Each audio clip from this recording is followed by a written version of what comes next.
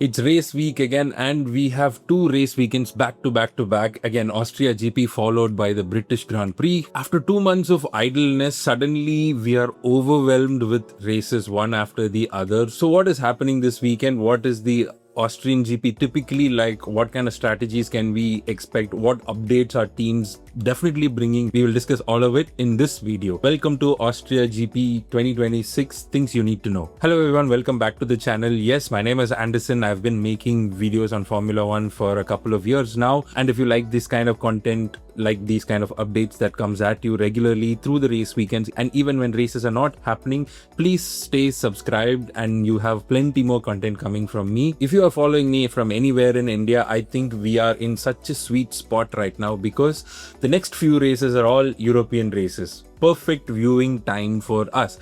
Evening time, 6:30 p.m. to watch with the family on the couch, and right after the race is over, you can go online and look at some memes and results and comments. And as soon as that dinner is done, you have FIFA World Cup matches starting. So yeah, perfect timing for the next few weeks at least. Yes, we have back-to-back weekends coming right up, but the Austrian GP has not been a boring race, at least in the last couple of years. First, let's talk about the track itself. The track is actually pretty old. It used to be called Österreichring. I think I'm pronouncing it correct, but that's what it was called in 70s, and it did hold some Formula One races back in the 70s and 80s. And then the layout of the track kept changing because it used to be much longer. Then it was shortened and it was called the A1 ring in the 2000s. In general, this track was much more smaller compared to other race tracks in the calendar at least. And the facilities also became really tiny. As Formula One grew, the paddock grew and the garages needed to be made bigger. So the track went on renovation for at least good 5-6 years, and in that gap Red Bull bought the ring. They invested some money into the track and named it the Red Bull Ring, and they were officially open in 2011, and Formula One was back in 2014, and we've been going there to race ever since. The track has gone through multiple iterations over the years, and since MotoGP also happens quite often in this track, there are some corners that are additional for MotoGP, very different from Formula One. But for our discussion, we are going to mainly focus on what the track looks like for Formula One. It has 10 different corners, and let's talk a bit more about these corners, okay? Typically, this is how you would classify corners. There is low speed or slow speed corners, high speed and medium speed. All of these are based on the speeds in which the cars hit the apex. I've also made a little bit of calculations based on the apex speed, average apex speed based on last couple of races, and these are the speeds at different corners, and I've kind of classified them high, medium, slow based on the numbers. And if you look carefully, 60% of the track is basically high speed corners. I think turn 2 cannot be even called a corner. It is just a mild bend. We have 20% medium speed corners and 20% slow speed corners, okay? Sector 1 effectively has one corner, the right hander. Sector 2, the track has a bunch of slow speed corners that open into two high speed corners, and sector 3 is just pure high speed corners, one after the other.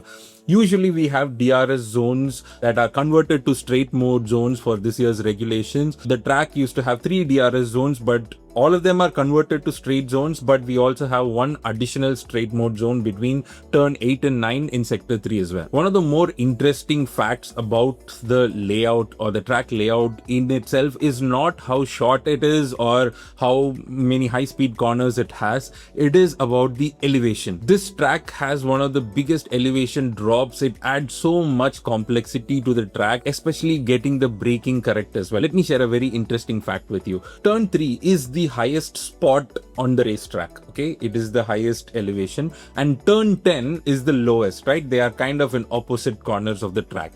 Now, the drop in altitude from these two spots is around 63 meters, okay? For reference, the statue of Tiruvallur in Kanyakumari is 40 meters tall, okay?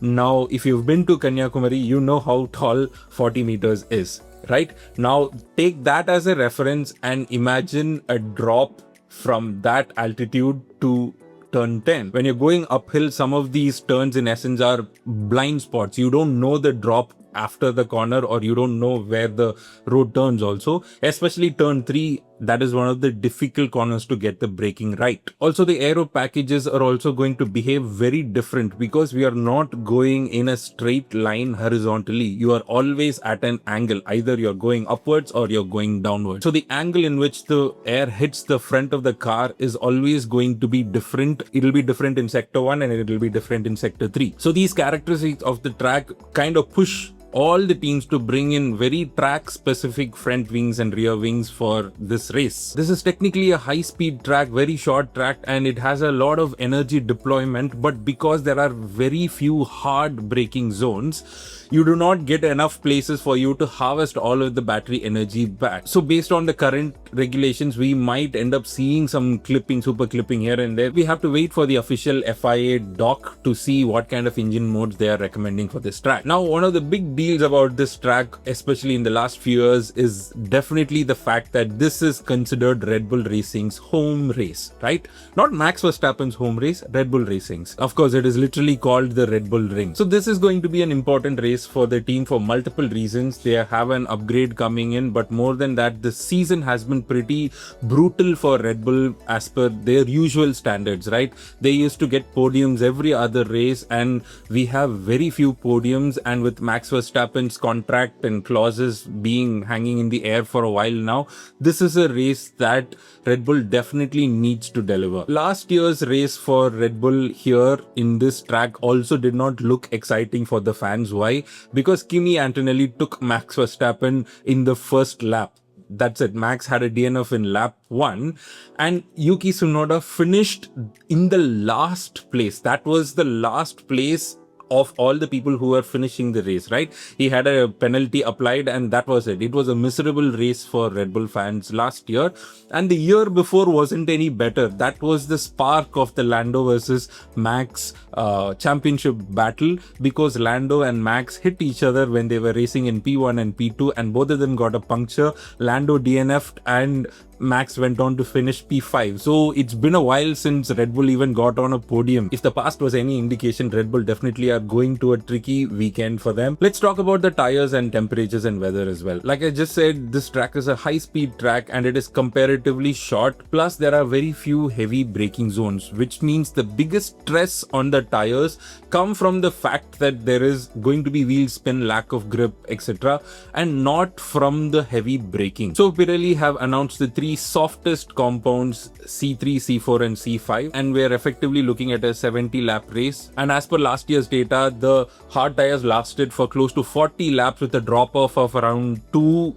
seconds pace across the fresh and the older tire. The soft tire was a hit or miss as per last year's data, and with medium tires also giving somewhere close to 33 laps, we are looking effectively at a 2-stop race. You start on the mediums, first pit stop, put on the hards, finish another good 30 to 40 laps, and then pit again, put on a medium again, and then finish the race. Yes, there is a chance of experimentation with 3-stop strategies as well. We might end up looking at a 3-stop versus 2-stop strategy battle again, but that all depends on how effective the soft tire is on this track. And we will only know for sure only after the practice sessions how the soft tire times are different from the medium and hard tire times. And the weather also looks pretty clear. In fact, there is 1% probability of precipitation or rain, right? So that is probably the least probability you can have. So we are genuinely looking for a clean, dry race, but something in me tells me that we don't need weather this week to cause some chaos. Now let's move into the updates on upgrades from the last few days, and we will run through some of the big changes we are expecting in Austria. Pretty much every team is going to bring a new front and rear wing update. Specifically, by nature of the track, they will have a very track specific upgrade. You can expect them to bring a medium or low drag configuration because of the high speed nature of the circuit. But the main headlines are going to be Ferrari and Red Bull this weekend. Let's talk about Red Bull first. There is a new confirmed update which is coming. There is a major upgrade to the chassis and the weight reduction. As per the team boss Laurent Mekies though, the update is significant, but it is not enough. And in their estimate, they will continue to be the 4th fastest team on the grid, especially since Ferrari are also bringing in a lot of upgrades. Now, for me, I still feel like this is a huge lack of confidence because you're not confirming whether the updates will be in the right direction or not. What if the updates make the car worse when it comes to handling? What if the weight loss doesn't fix the lack of grip? What if the aero upgrades aren't good enough? What if the overall upgrade package is still not in the right direction? Yes, so many what ifs are there. We'll get to know for sure this weekend if the package is in the right direction, but it looks like we are in for another bleak weekend for Red Bull at the Red Bull Ring. In the midst of all of these bleakness, there is still hope for Red Bull this weekend because we know Max's contract allows him to leave if he isn't in the top 2 by the end of the summer break. But where will he go though? Mercedes seems to be the only plausible option.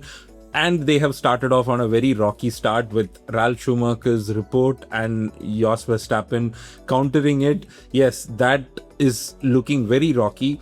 McLaren and Ferrari are not the options because they both have invested significantly in the drivers and they are probably not going to change. So where else is left for Max to go? But besides all of that, Max's team and Max himself has given some clarity about his decision. There does seem to be some loyalty left in him for Red Bull, and there was hints of that loyalty that came out through his comments. Max said that the contract is still 2028 and that's the only thing that he cares about. They have plenty of time and the only ask from him to the team is the ability to win races. So it is going to be some kind of a good news for the Red Bull team as long as there is no politics, as long as there is no delay in upgrades, and as long as Max and his team feels like the entire team's heart and soul is put in over the next few months to get a championship winning car.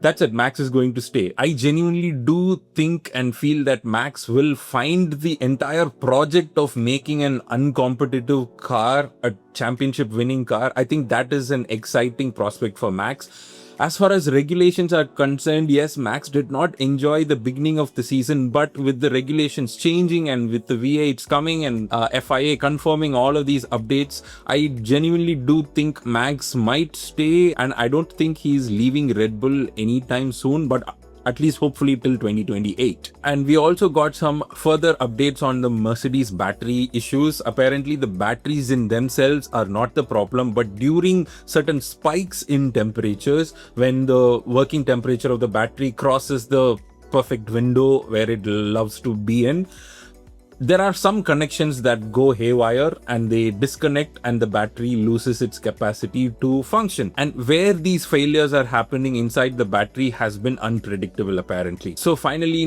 we have some more information about the root cause of the problem. So are Mercedes going to fix it? Yes. Will they fix it before Austria? I don't think so. Mercedes might bring some track-specific upgrades, but the power unit will still continue to be the weakest link for them. They might do really well in qualifying, but during the race, I suspect there will be team orders between Kimi and George to get them to race only with a certain gap. There is not going to be any wheel-to-wheel action between the teammates. All of this is for the sake of the constructors' points because they cannot afford to have another DNF and going away with one driver scoring 0 points. Now let's talk about the big dog Ferrari. Over the past few videos, I've been talking so much about Ferrari. People are starting to think that I'm a tifosi. Maybe I am deep down, just like Sebastian Vettel said, everybody is a Ferrari fan. But trust me, my heart is with Red Bull, and especially in Red Bull Ring, my heart is definitely with Red Bull. Now back to Ferrari. Big news this week is that the ADUO upgrade, the first ADUO upgrade, engine upgrade of the season is coming in, and Ferrari's name of the game is just innovation. Everywhere you see, every tweet you see is all talking about innovation. Last video we spoke so much detail about what kind of innovations those are. We are expecting them to halve the gap between them and Mercedes, so that looks like around 0.15 seconds gap during qualifying. Now, even if there is going to be a 0.15 seconds between the Mercedes and Ferrari, like we saw in the last video, they will definitely have the better race pace compared to Mercedes. So I genuinely want to see a four-way battle between the Mercedes drivers and the Ferrari drivers. Between the four of them, my money is on Lewis, but it all depends on how all the theoretical Twitter knowledge that we have translates from paper to the track. If you want to find out more details about the specifics of the upgrades and all the innovations, please check out some of my previous videos on Ferrari specifically. That's it for today's video. We're keeping it quick and short. Since I've been regularly uploading, especially over the last few weeks, there is quite a lot of points that get discussed in some videos, so it definitely helps me keep the videos crisp and short. And so if you think I have missed out on any of these topics that are hot discussions, chances are I've already discussed this in the previous video. If not, please leave a comment, and as always, subscribe for more Formula 1 content, and I will see you in the next video closer to the race weekend. Okay, cheers.